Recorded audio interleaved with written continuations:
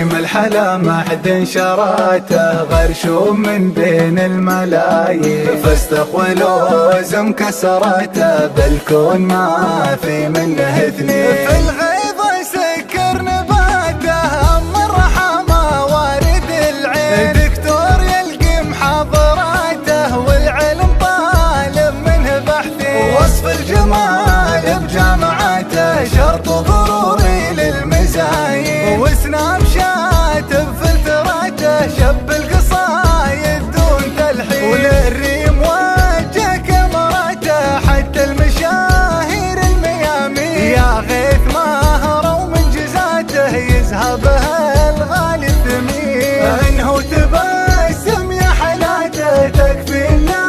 يا ريم تكفي، ضيعت دجله من فراته ونسيت اسمي والعناوين.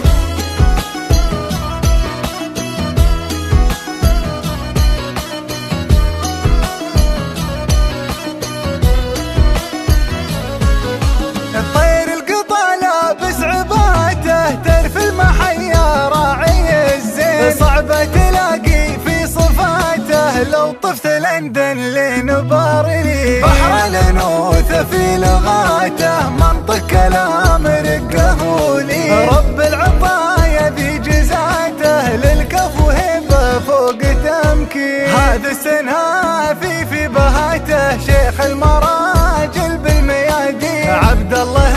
اللي من سمايته حط المكارم له نياشين، يسعدها ربي في حياته في كل ساعة وقت نوحي، في كل ساعة وقت نوحي.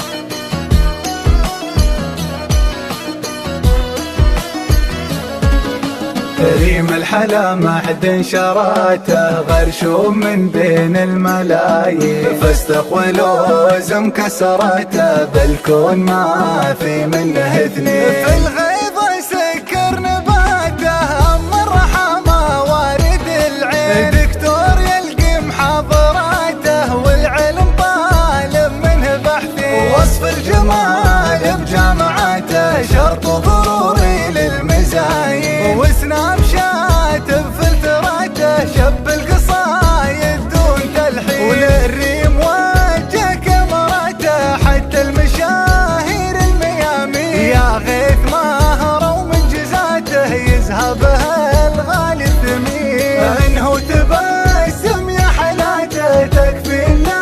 يا ريم تكفي، ضيعت دجله من فراته ونسيت اسمي والعناوين.